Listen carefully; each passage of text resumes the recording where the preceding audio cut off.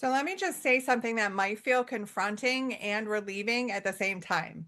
If manifestation has ever made you feel like you're failing as a human being, if you've ever had a hard week and then felt like you were doing it wrong because you couldn't stay grateful, high vibe, positive, or elevated, it's not because you're bad at manifesting, hon. It's because most manifesting advice collapses the moment that real life shows up. Because grief doesn't raise its vibration on command. Sadness doesn't respond to affirmations, and your nervous system does not care how positive your thoughts are if it doesn't feel safe. So, if you've been rocking back and forth between hope and collapse, between vision and exhaustion, between this is my year and what's wrong with me, I want you to stay with me. Because today I'm going to show you why nothing has gone wrong, why you were already magnetic, and why the problem has never been you. It's been the structure that you've been creating in. So, welcome, welcome, welcome to the Spiritually Kinky podcast, the podcast for creators, leaders, and visionaries who are done forcing, fixing, and pretending their way into a life they love. This is where science sexy meets soul, where nervous system matters more than affirmations, and where we stop trying to become something we already are and start creating from truth. So if we haven't met yet, babe, I'm Dustin Wheeler. I'm a certified magnetic mind and recode coach, the founder of Spiritually Kinky, and somebody who spent years doing all the right things in the manifestation world and still felt like I was oscillating instead of landing. I don't teach manifestation from fantasy or bypass. I teach it from structure, nervous system regulation, identity placement, and intention.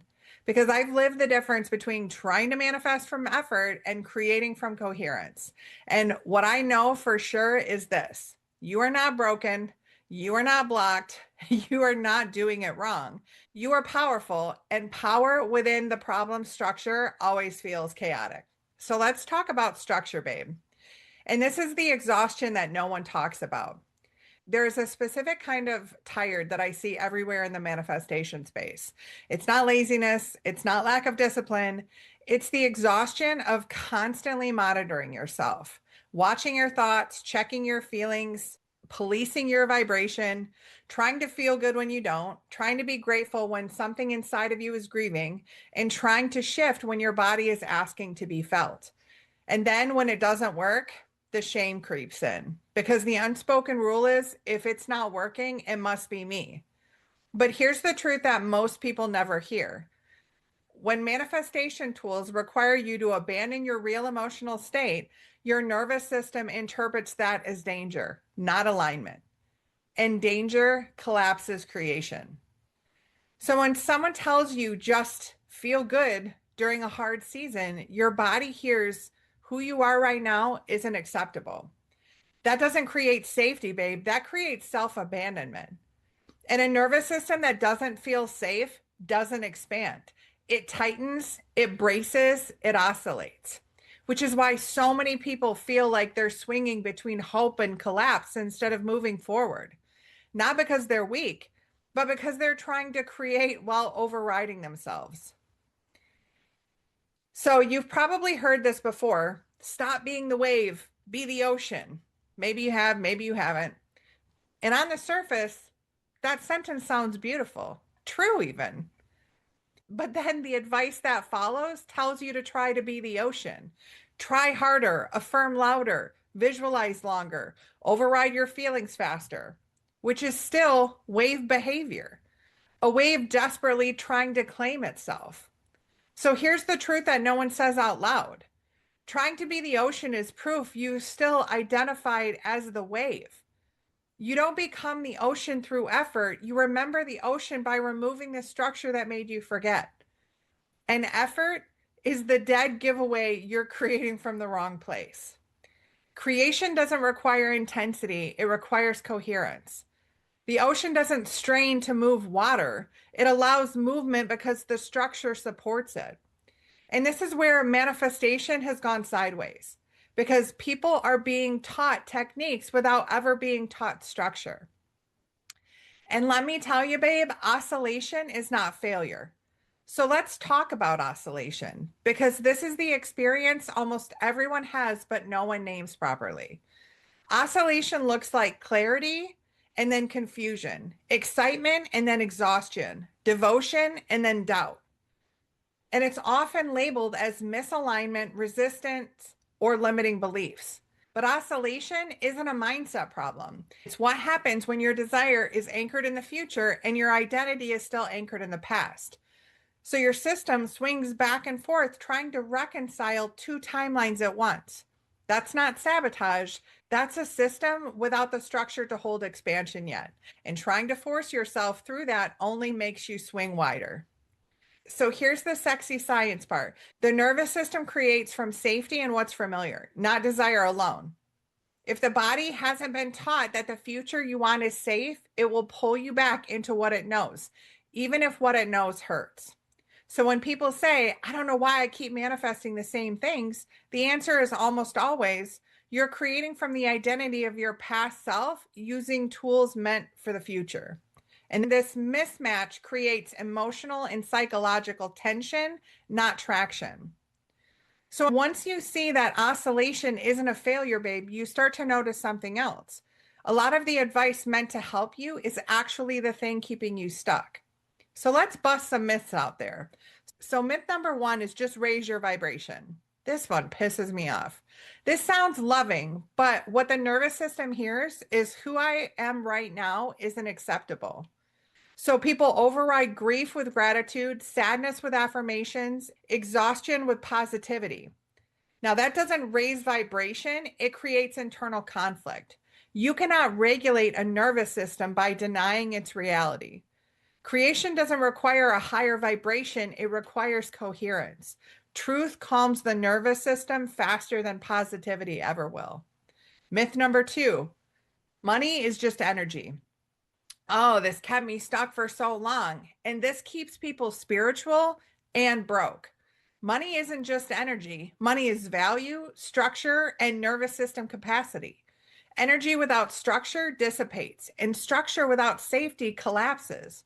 So people visualize abundance, then panic when it arrives, not because they're unworthy, but because their system was never taught how to hold what they asked for.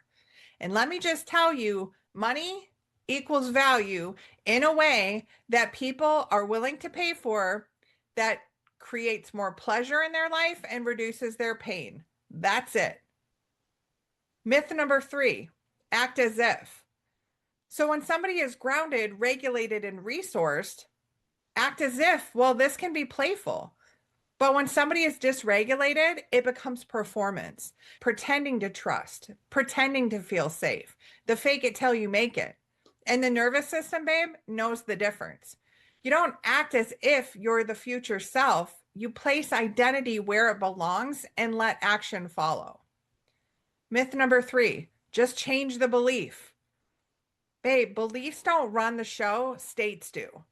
You can repeat a belief 1,000 times, but if your body doesn't feel safe, nothing sticks. Beliefs update automatically when the nervous system experiences safety and new evidence. You don't argue with the past, you outgrow it. Myth number five, if it's hard, you're misaligned. Discomfort doesn't mean you're off the path, babe. It often means you've stopped creating from the past. Reorganization can feel unfamiliar, tender, and wobbly. That's not failure, that's structural change in motion. And myth number six, detach and trust the universe. Well, let me tell you, detachment is often taught as disconnection, but disconnection isn't trust. A regulated nervous system doesn't detach, it stays present without gripping. True trust isn't letting go of desire, it's letting go of control from fear. There are three structures that people create from, whether they know it or not. There's a stuck structure. So picture a fence post buried deep in the ground. It doesn't move forward, it doesn't rock, it just holds. The intention here is don't lose what I have. There's numbness, there's resignation, and a quiet grief that says, I don't even know what I want anymore. This isn't failure. This is a system conserving energy. But you cannot create new life from a structure designed only to endure. And then we have the problem structure. And this is where most manifestors live. A rocking chair. So a rocking chair moves a lot but goes nowhere. So the intention here is fix me or heal me so I can finally have what I want. Hope, collapse, effort, exhaustion. Same affirmations, same actions, same results. Busy, but not directional. And then we have the creative structure, the wheel. So a wheel doesn't force movement, it allows momentum. One turn creates traction. Traction creates ease. Ease creates inevitability. The intention here, I am the creator choosing my experience, not fixing, not proving, not bypassing. And this is where life starts responding. So action babe doesn't create results. Two people can take the same action and get completely different results. Why? Because action doesn't create reality. Intention and structure do. From problem structure, action is fueled by fixing. From creative structure, action is informed by future self. Same action, different origin, different outcome. So most people are manifesting from the oldest version of their past self and wondering why the past keeps repeating.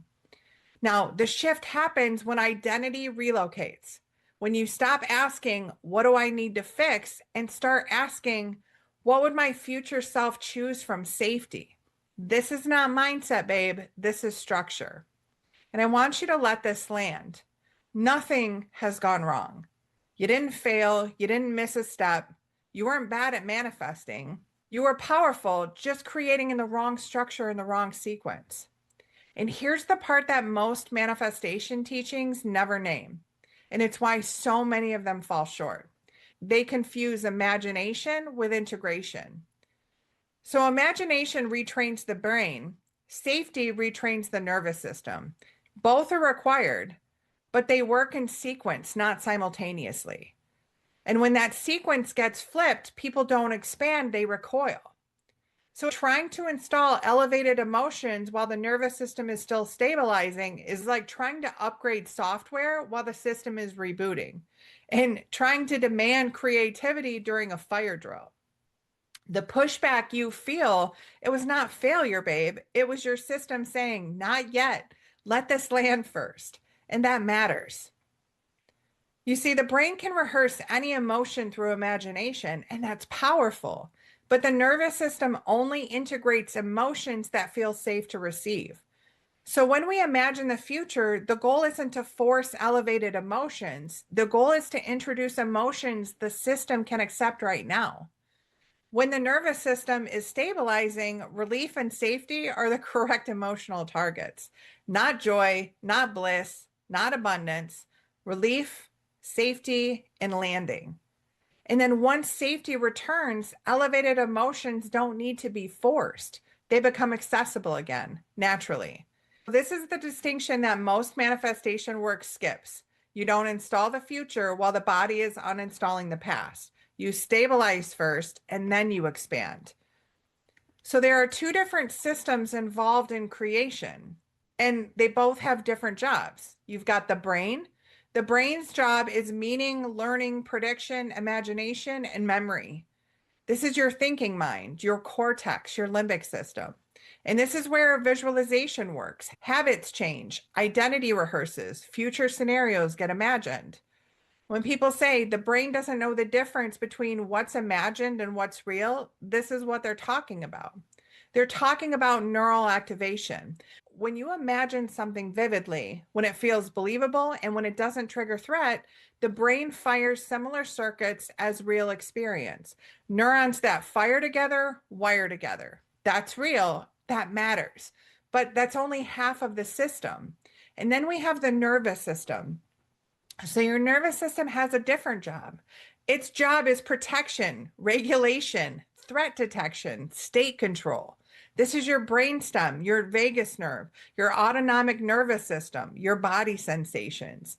And your nervous system does not ask, is this imagined? It only asks one question. Am I safe right now? And it answers the question using your breath, muscle tone, body sensations, where you feel supported or alone, whether emotions are allowed to exist, and consistency over time. Your nervous system does not update from imagination alone. It updates from felt safety, warmth, rest, slow exhale, gentle contact, and being allowed to feel without being pushed. This is not a belief change, babe. This is state regulation.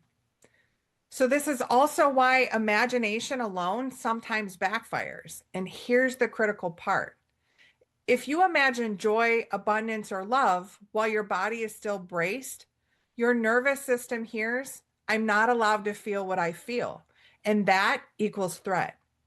So even if the brain starts activating new pathways, the nervous system tightens.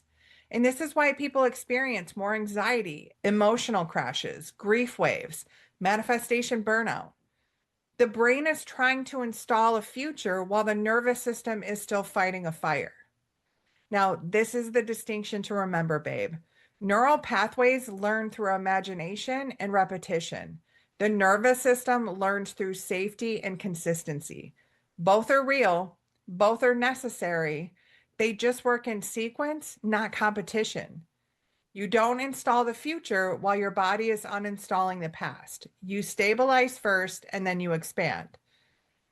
And this is why the work I teach is different. I don't ask you to override your system. I teach you how to sequence creation correctly. Because when imagination follows safety, not the other way around, manifestation stops feeling like effort and starts feeling like inevitability.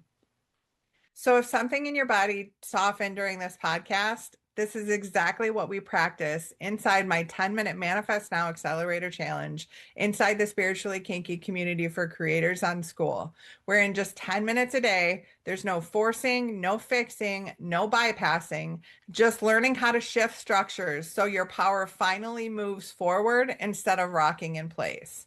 And I want you to remember this, babe. You are not broken.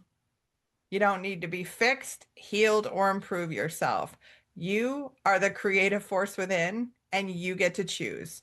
And whether you're here to be a little bit spiritual, or you're here to be a little bit kinky, or maybe you're here like me to be a whole lot of both, lead with love, my friends.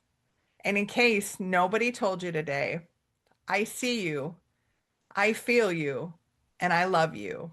And you are not alone. Mwah.